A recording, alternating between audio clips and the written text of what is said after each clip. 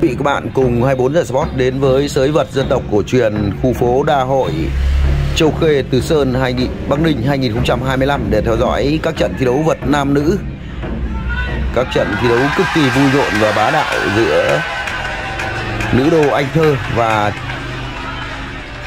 các trai làng của Đa Hội. Trận đấu thứ hai là trận thi đấu giữa Nguyễn Thị Thúy của chị Yên Trờ và Đô Khánh của trai làng Đa Hội. Một số hình ảnh làm chậm khá vui nhộn và đẹp mắt ở trận đấu này. Và bây giờ mời quý vị và các bạn cùng hướng lên thảm đấu sới vật Đa Hội 2025. Trên màn hình quý vị và các bạn lúc này là nữ đô Anh Thơ ra sân trong trang phục bao xanh. Anh Thơ đã thách đấu trai làng Đa Hội trong buổi thi đấu đầu tiên này và nhận lời thách đấu của người đẹp Anh Thơ, đó là chàng trai Trần Đức Đô. Trần Đức Đô đã đại diện cho thanh niên của khu phố Đa Hội lên nhận lời thách đấu của người đẹp Anh Thơ. Các trọng tài đang làm các thủ tục cần thiết để trận đấu được diễn ra. Như vậy là Anh Thơ của chúng ta đã phải tháo các đồ trang sức của mình. Trần Đức Đô ở Đa Hội, màu đỏ và Thơ. Và đợi đô Anh Thơ thì em. Và Anh Thơ đang thiếu áo trang phục.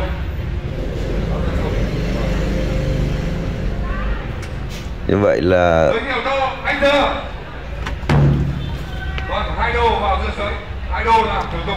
Như vậy là nữ đô và ông đô của chúng ta thực hiện nghi thức xe đài. Xe đài là một hình thức không đơn thuần một hình thức khởi động. Xe đài là một nghi thức tâm linh thể hiện tinh thần võ vật cao thượng, tôn sư trọng đạo. Xe đài là một nghi thức không thể thiếu trước mỗi trận thi đấu võ vật dân tộc của chúng ta. Vậy là Trần Đức Đô xe đài khá huyền chuyển và có vẻ Trần Đức Đô của chúng ta cũng đã được học vật, cũng đã có sự tập luyện. Dưới ánh nắng khá gay gắt trong buổi chiều thi đấu ngày đầu tiên này, nhưng khán giả nhân dân Đa Hội cũng như bà con du khách thập phương đã đổ về sới vật Đa Hội ngày hôm nay là rất đông. Như vậy Đức Đô sang sau rồi, đang loáng ngoáng ở khu vực tam giác vàng. Đức Đô đang tìm chỗ bấu víu.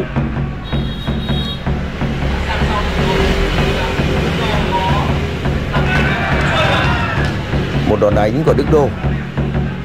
Có lẽ là Anh Thơ quá dài nên Đức Đô không dễ dàng để thực hiện những đòn đánh như vậy. Những miếng quăng như vậy là rất khó. Anh Thơ có chiều dài, Anh Thơ rất cao. Anh Thơ cao trên 1m7. Đức Đô vẫn tiếp tục lăng ngoáng ở khu vực bên dưới.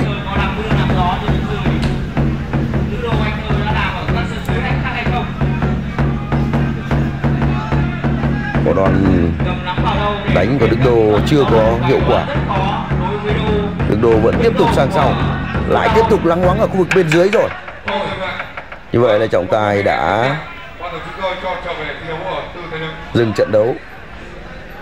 Ở những tư thế mà không thể thực hiện được những miếng đánh quá lâu thì các trọng tài sẽ dừng chống để hai đôi tiếp tục thi đấu ở tư thế đứng, không làm mất thời gian của trận đấu. Trận đấu tiếp tục. Nhân dân Đa Hội khu phố Đa Hội đang cổ vũ rất nhiệt tình cho cả hai đô của chúng ta. Sau trận đấu giữa Anh Thơ và Trần Đức Đô sẽ là trận thi đấu giữa đô Nguyễn Thị Thúy của thị Yên Trờ và đô Khánh, một trai làng cũng là một trai làng của Đa Hội. Vừa rồi thì Trần Đức Đô đã phạm lỗi, bởi trong luật thi đấu vật dân tộc quy định rất nhiều điều, trong đó có ghi là không được bóp. Có nghĩa là Trần Đức Đô nắm tay và bóp cổ tay. Trong luật thi đấu là cấm bóp tất cả, không được bóp tất cả mọi thứ. Trần Đức Đô lại sang sau rồi.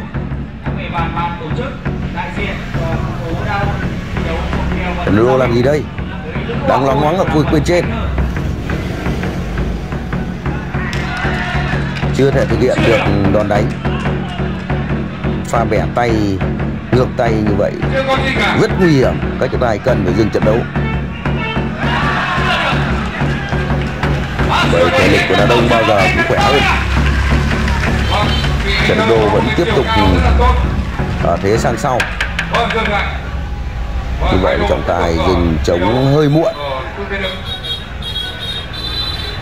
Những miếng đánh bẻ ngược tay thường rất nguy hiểm cho đối thủ của mình. Đây là ông nội của anh Thơ đang dự khán ở trận đấu này, cổ vũ cho người cháu gái xinh đẹp của mình.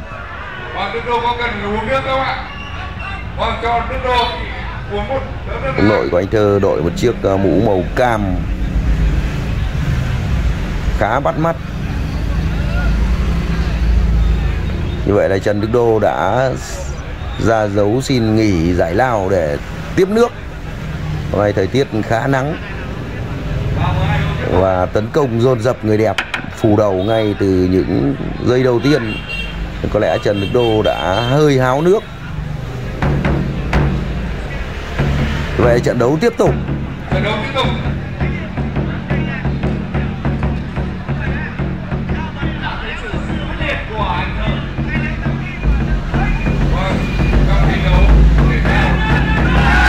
Một đòn đánh khá nhạy cảm.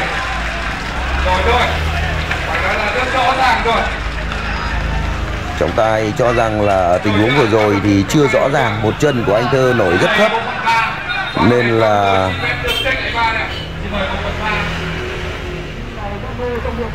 trọng tài đã cho thi đấu tiếp. Và đây là trận thi đấu mời quý vị các bạn là chiêm ngưỡng trận thi đấu thứ hai trước khi kết thúc trận thi đấu thứ nhất ở phần 2. Đây là trận thi đấu vật nam nữ thứ hai giữa Nguyễn Thị Thúy của Thị Trấn Chờ và Đô Khánh, trai làng Đa Hội, một chàng trai khá điển trai.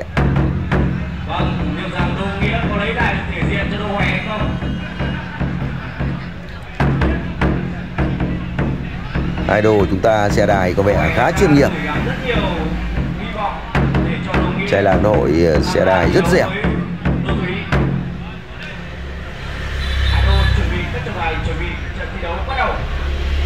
Sau trận đấu của Đô Thúy và Đô Khánh sẽ tiếp tục là trận thi đấu giữa Trần Đức Đô và người đẹp Anh Thơ. Đô Thúy là một nữ đô thi đấu cực kỳ máu lửa, không ngại va chạm. Đô Thúy có thể tóm bất cứ chỗ nào, không ngần ngại. Thường là những đòn đánh nhanh không chớp mắt của Đô Thúy, không ngần ngại va chạm. Đó là thương hiệu của Đô Thúy. Những đòn đánh thần tốc, rất nhanh, táo bạo và có phần không nề hà nữa. Đức Đô làm gì đây? Như vậy là Đức Đô đã bị ăn một đòn rất nhanh, một đòn bó và đánh rất nhanh của Đô Thúy. Thì Đức Đô định thực hiện một pha bốc đôi, chưa kịp mà bốc thì Đức Đô đã bị dính đòn. Và mời quý vị các bạn tiếp tục theo dõi trận thi đấu giữa Anh Thơ và Trần Đức Đô. Như vậy là ban tổ chức sẽ trao những phần thưởng cho Đô Thúy và trai làng Đô Khánh. Một trận đấu khá chóng vánh. Có lẽ trai làng đang nuối tiếc bởi sự chủ quan khinh địch của mình. Chưa làm ăn được gì thì đã phải lấm lưng trắng bụng rồi. Và tiếp tục là trận Trần Đức Đô và người đẹp Anh Thơ. Trận thi đấu thứ hai giữa người đẹp Anh Thơ và trai làng Trần Đức Đô, một chàng trai theo như nhìn nhận của chúng tôi thì Trần Đức Đô đã có tập luyện, cũng biết khá nhiều về bộ môn đấu vật.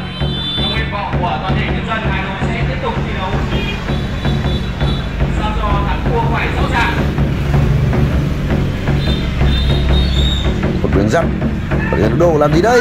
Nhấc tay, một pha bốc đôi. Như vậy là bằng một kỹ thuật bốc nổi đối xương,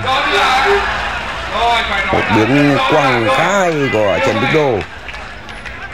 Như vậy là trai làng Trần Đức Đô đã giành thắng lợi trước người đẹp Anh Thơ của chúng ta. Chàng trai rất điển trai của làng Đa Hội, đại diện cho thanh niên khu phố Đa Hội, đã chấp nhận lời thách đấu của người đẹp Anh Thơ và đã giành chiến thắng trước người đẹp Anh Thơ. Và đây là những phần thưởng xứng đáng dành cho cả hai đô của chúng ta. Xin chúc mừng cặp trai tài gái sắc. Và cảm ơn quý vị và các bạn đã chú ý theo dõi video của 24 giờ Sport. Nếu thấy hay, hữu ích, quý vị các bạn hãy chia sẻ để mọi người cùng được xem và đưa môn đấu vật dân tộc của chúng ta ra với cộng đồng. Một lần nữa xin được cảm ơn và chào tạm biệt quý vị và các bạn.